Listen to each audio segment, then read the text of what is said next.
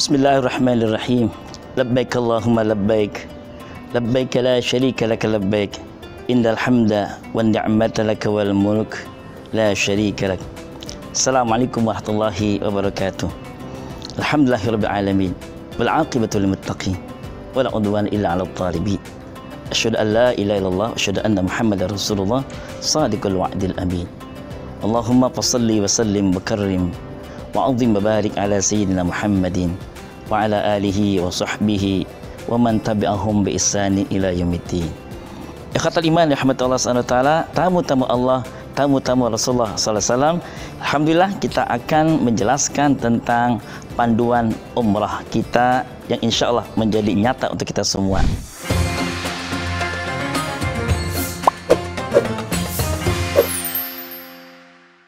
Wa atimmul hajja wal umrata lillah. Sempurnakan haji dan umrahmu semata karena Allah. Umrah yang akan kita jalani bersama insyaallah, yang kita buru adalah ridha dan surga Allah Subhanahu wa taala.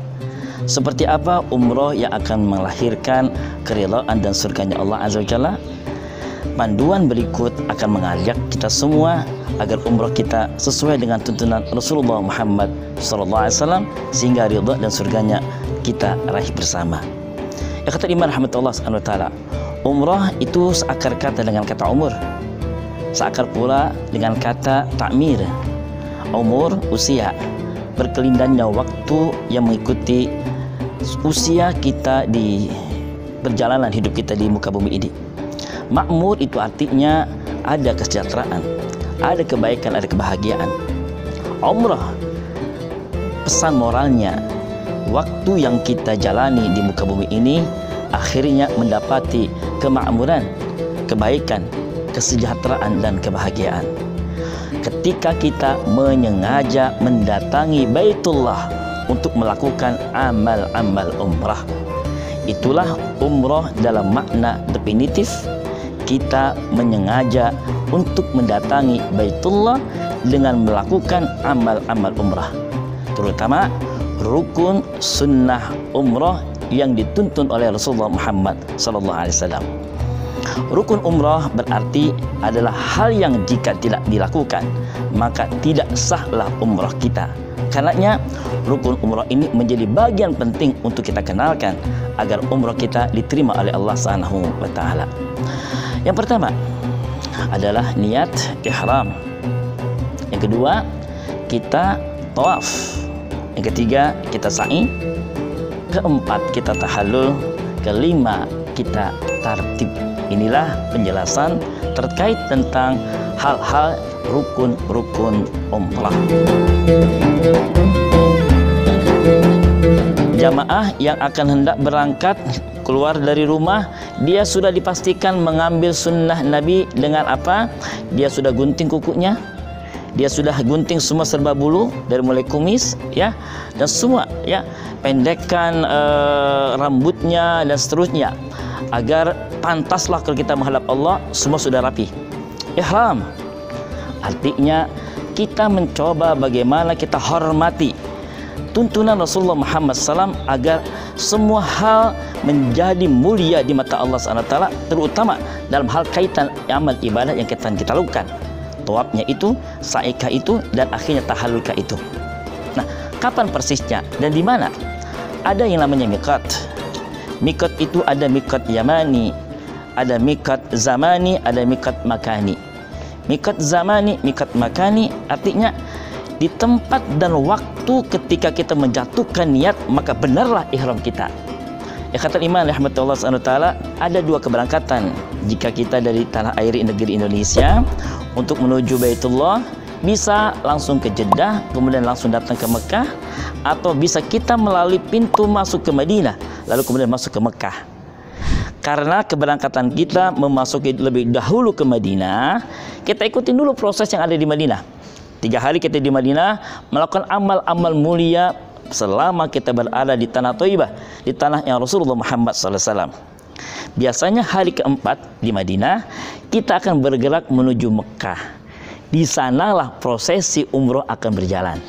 Ya, skemanya ingin saya sampaikan, ikhwatul iman ya rahmatullah subhanahu wa taala, ketika hari terakhir kita di Madinah, biasanya keumumannya nanti jamaah akan diminta di waktu duha, ini seperti ini waktu jam 9, jam 10, jamaah akan diarahkan untuk mandi ihram.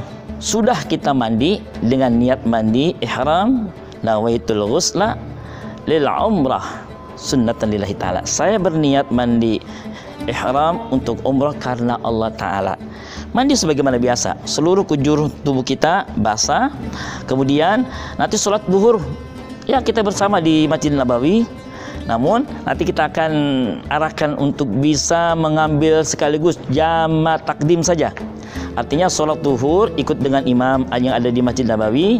Nanti selesai salam kita berdiri lagi untuk sholat asar. Karena asar kita kumpulkan, dilaksanakan di waktu duhur, ya, dengan jamak takdim, ya, tidak usah dikosor.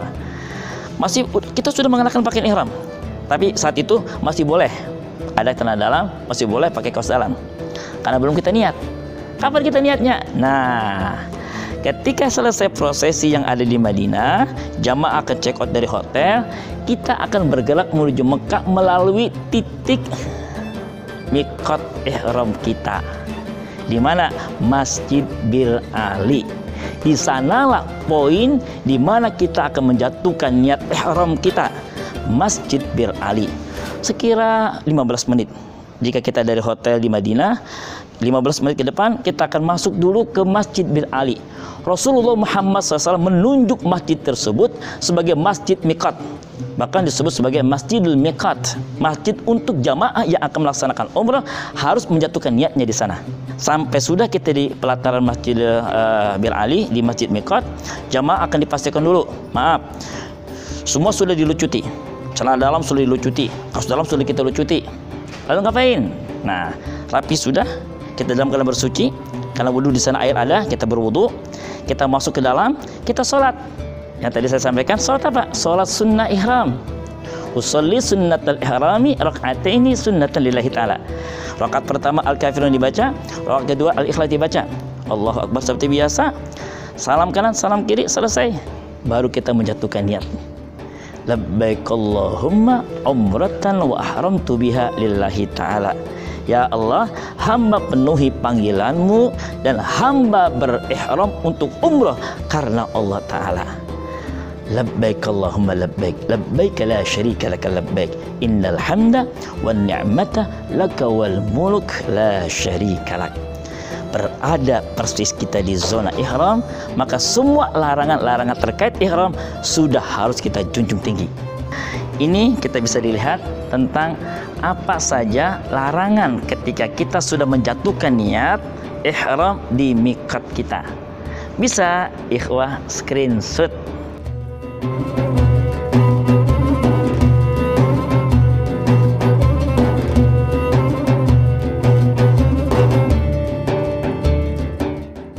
Ikhwatul iman rahmatullah subhanahu wa ta'ala, perjalanan dari Masjid Bir Ali atau Masjid Miqat sampai ke Mekah sekira 4 jam lebih, ya. Perbanyaklah kita bertalbiyah kepada Allah, perbanyak baca Al-Quran, perbanyak istighfar. Jika tadi kita berada di Madinah, perbanyak sholawat, perjalanan kita menuju Mekah, perbanyaklah istighfar. Seakan apa? Ya Allah, hamba ini datang kepadamu dengan begitu banyak dosa dan maksiat.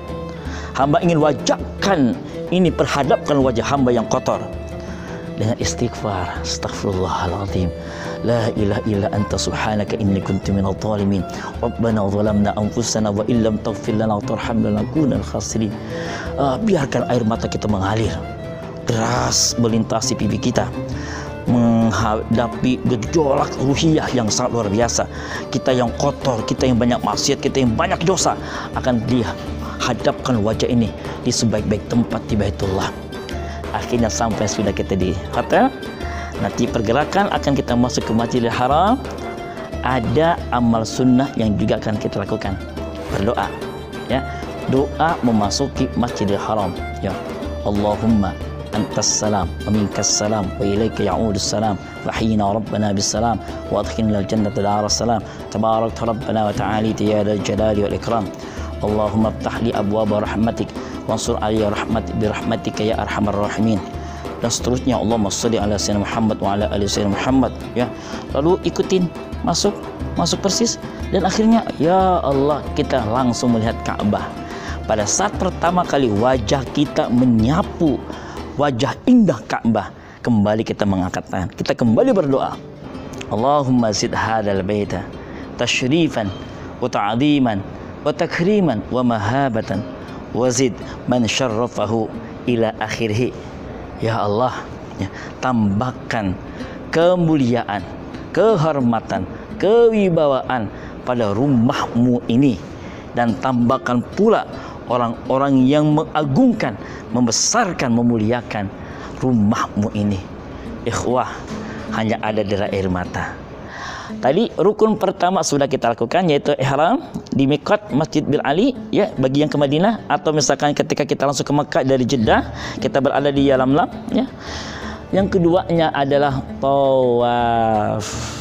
Nah, rukun umroh yang kedua adalah tawaf.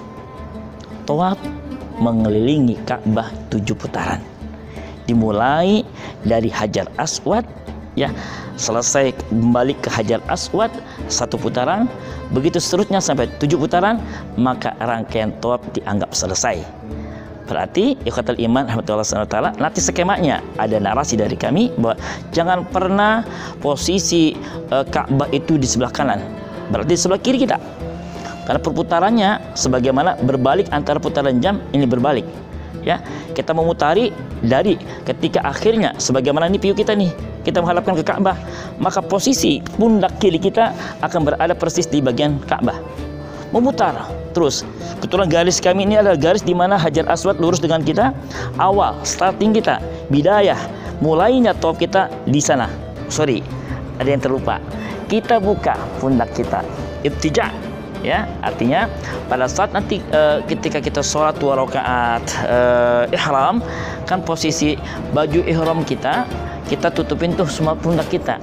Namun pada saat persis kita akan melaksanakan tawaf, saat kita menginjakkan kaki pertama, ya, di garis lurus dengan Hajar Aswad, maka kita sudah memastikan pundak kanan kita lepas. Nanti ada narasinya, ya. Kita lepas, berarti kita buka pundak kanan kita. Kemudian ikutin semua perputaran, ya. Pul sunnahnya, ketika kita persis sudah berada di garis di mana Hajar Aswad di ujung sana, di ujung kiri kita, maka angkat tangan kita, kemudian kita istilam dengan mengucapkan apa? Bismillahi Allahu Akbar. Boleh 3 kali, boleh 1 kali. Bismillahi Allahu Akbar. Boleh 2 tangan. Bismillahi Allahu Akbar. Istilam itu berarti mencucupkan, ya, ada keselamatan, ada kepasrahan. Kita ingin hadapkan wajah kita di depan Hajar Aswad ini. Baik, ya, iman rahmatullah SWT. Perputaran awal tadi pergerakannya dari Hajar Aswad memutar terus.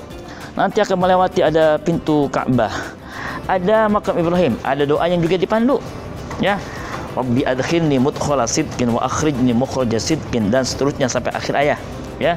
Lalu melintasi Hijr Ismail, kemudian melewati rukun Syami, kemudian memasuki rukun Yamani.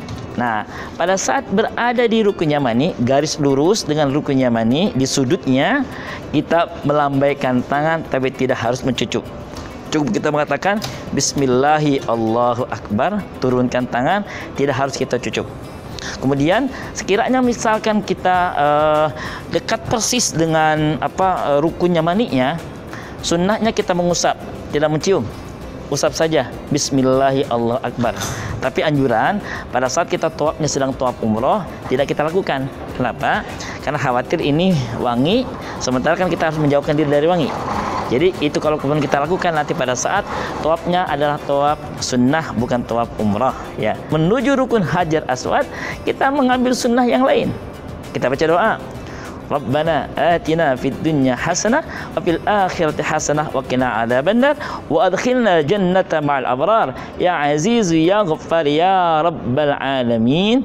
Persis sampai di rukun Hajar Aswad, kita lambaikan tangan kembali dengan menciumkannya Bismillahi Allahu Akbar. Selesai 1 putaran. Begitu seterusnya 7 putaran. Kata iman rahmatullah SWT, kutipan sunnah Rasul Muhammad SAW adalah hadis Nabi SAW. Indah dan berbahagianya orang yang tawaf. Disampaikan pada diri Ka'bah itu ada 120 rahmat. Allah akan bagi 60 rahmat buat mereka yang tawaf. Lit-taifin, orang-orang yang tawaf ini akan mendapatkan 60 rahmat Allah Subhanahu wa taala. Rahmat bertambah keberkahan, keberkahan bertambah kebaikan. Di dalam kebaikan ada perbaikan. Saat kita tawaf, 60 perbaikan Allah perkenankan kepada kita. Tadi ada 120 rahmat. Pada Ka'bah ini ada 120 rahmat. 60 dibagi buat orang yang tawaf, yang 40 dikasih buat siapa? Untuk orang yang sholat. Ternyata kita yang tawaf akan mendapatkan juga pahala 40 rahmat. Dari apa? Karena sunnah, ketika kita sudah selesai 7 putaran, maka kita mendekat, kalau bisa dekat makam Ibrahim. Tapi sekarang subhanallah sudah semakin ramai, ada di sana ada tulisan area sholat untuk orang yang tawaf. Dikasih tempat di sana, kita sholat 2 rakaat. Apa nama sholatnya? Sholat sunnah tawaf. Dan itu adalah sunnah. Selesai kita 7 putaran tawaf, maka sunnah kita melaksanakan sholat sunnah tawaf. Rakaat pertama Al-Kafirun, rakaat kedua Al-Ikhlas. Ya. Selesai itu kita doa. Setelah kita sholat 2 rakaat tawaf, kita akan mengambil sunnah yang lain. Apa? Minum air zam-zam. Nah, biasanya nih di antara posisi kita sudah selesai itu, di arah yang menuju nanti di sebelah sana ada Bukit Safa dan Marwah, itu ada banyak berjejer air zam-zam. Sunnah ikhwah untuk minum air zam-zam. Ma'uz zam-zam lima syuribalahu. Ketahuilah, air zam-zam itu akan ikut dengan siapa yang meminumnya. Kita minum, lalu kita baca doa, Allahumma inni as'aluka ilman nafi'an wa rizqan wasi'an wa shifaan min kulli da'in wa saqamin. Ya Allah, hamba bermohon ilmu yang manfaat, rezeki yang luas, dan sakit yang terobati. Ya, berarti apa? Ini doa-doa ini akan mengangkat dari air zam-zam yang kita minum. Karena air zam-zam merespon, air zam-zam mendengar, lalu minta kepada Allah yang menguasainya, yang menciptakannya. Berarti doa di depan air zam-zam doa yang sangat mustajab. Apalagi ikhwah, nanti setelah ini kan kita akan melaksanakan rukun yang ketiga, sa'i, berat lagi. Kita minta di depan air zam-zam tadi, ya Allah beri kekuatan kepada hamba akan sa'i. Sebagaimana perjuangan Hajar Bunda Ismail alaihissalam ketika harus mencari air, ditinggalkan oleh suami tercintanya Ibrahim alaihissalam yang tidak ada perbekalan yang cukup, tanah masih sangat tandus. Ya, inni askantu biwadin ghairi dzi zar'in ya min dzurriyyati, ya, aku letakkan istri dan anakku di satu tempat yang sangat tandus, tidak ada tanaman. Saat itu tidak ada tanaman. Hajar itu berusaha mencari air. Nah, kita akan menjalankan proses itu. Nanti kita akan menaiki Bukit Safa sebagai rukun yang ketiga. Nah, makanya kita butuh apa? Butuh vitalitas, ya, suplemen terindah air zam-zam. Selesai, kita akan bergerak menuju Mas'a. Apa itu Mas'a? Tempat dilaksanakannya sa'i. Mulai dari mana? Dari Bukit Safa akan berakhir di Bukit Marwah. Ya, pada saat kita sudah berada di Bukit Safa, kita arahkan dulu wajah kita ke Ka'bah, ya, bima bada Allah, ya, inna safa wal marwata min sya'airillah, ya, dan seterusnya sampai akhir. Lalu kita berdoa kepada Allah, kita akan memulai proses sa'i kita. Baik ikhwah, pada saat nanti kita turun sekira 10 meteran, nanti ada garis namanya hududul harwalah, garis di mana sunnah bagi yang laki-laki, jamaah laki-laki, dia lari-lari kecil, ya, dengan membaca apa? Rabbighfir warham wa'fu wa takarram wa tajawaz amma ta'lam innaka ta'lamu ma lam na'lam innaka antallahul azzul akram. Terusnya sampai akhirnya berhenti di pilar warna hijau berikutnya, kemudian dia jalan lagi sampai menuju Bukit Marwah. Dari Safa ke Marwah satu selesai, berarti 1 putaran. Kemudian dari Marwah turun lagi, nanti melewatin lagi ada garis hijau. Rabbighfir warham wa'fu wa takarrum wa tajawaz amma ta'lam innaka ta'lam ma lam na'lam innaka antallahu azul akram. Ya, begitu seterusnya kita baca. Ya, kemudian mendekati Bukit Marwah, apa Safa lagi? Sunnah kita baca inna safa wal marwata min sya'airillah. Seterusnya. Kemudian berarti pada saat selesai 7 putaran kita akan berada di mana? Di Bukit Marwah. Safa Marwah 1, Marwah ke Safa lagi 2, terusnya akhirnya berhenti di 7 putaran ada di Bukit Marwah. Arti ketika proses dari 7 putaran antara Bukit Safa dan Marwah dengan membaca bacaan-bacaan tertentu, usai sudah rukun umroh yang keempat. Yang keempat. Yang pertama ihram, yang kedua tawaf, yang ketiga sa'i. Berarti sa'i ini yang ketiga selesai dia ada di Marwah. Kita akan melaksanakan poin rukun umroh yang keempat, yaitu tahallul. Apa itu tahallul? Tadi di awal ada ihram, haram. Tahallul seakan kata halal. Yang tadi haram, sekarang setelah kita tahallul jadi halal. Kapan mulainya? Dimulai ketika kita menggunting rambut minimal 7 helai rambut kita. Ya, di Bukit Marwah selesai sudah ya, kita sa'i, kita mengangkat tangan di depan mengarahkan ke Ka'bah, kemudian kita meminta ya salah seorang antara jamaah kita yang sudah tahallul, dia memotong rambut kita minimal 7 helai dengan baca doa, ya Allah ya, dari helai rambut yang hamba rontokkan ini, maka berontokkanlah dosa-dosa hamba ya. Allahumma nawwir ya kulla sya'rin nuran yaumal qiyamah ya. Ya Allah, jadikan, Allahumma ja'al nuran yaumal qiyamah likulli sya'ri ya. Jadikanlah ya Allah dari setiap rambut yang hamba potong ini kelak nanti bercahaya di hari pengadilan-Mu. Begitu. Selesai, maka setelah simulasi merontokkan 7 helai rambut yang kita potong ini, maka usailah sudah semua proses umroh kita. Dengan tadi ihram, tawaf, sa'i yang berurutan, itulah tartib ya, dan tartib adalah rukun umrah terakhir. Kalau tidak berurutan maka tidak dianggap juga. Alhamdulillah skema tadi kita jalani, berarti sudah tunai pelaksanaan prosesi umroh yang kita lakukan. Insya Allah ikhwatal iman, alhamdulillah, jika proses ini berjalan tidak sampai 1 jam lebih kok ya. Dari mulai kita turun nanti dari hotel, kemudian kita mulai tawaf, sa'i sampai tahallul, nggak nyampe 1 jam selesai.